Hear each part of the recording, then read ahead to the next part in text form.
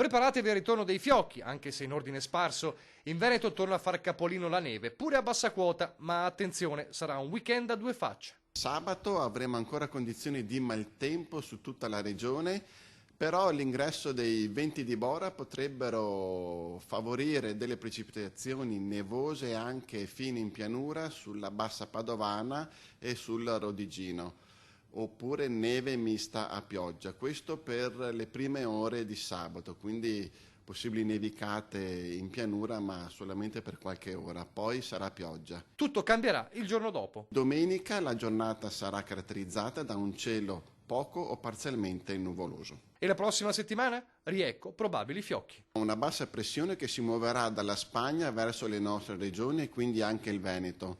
Questo centro depressionario sarà alimentato anche da aria più fredda, attualmente presente su gran parte dell'Europa. Quindi le precipitazioni previste sul Veneto potranno assumere anche carattere nevoso fino in pianura tra martedì e mercoledì.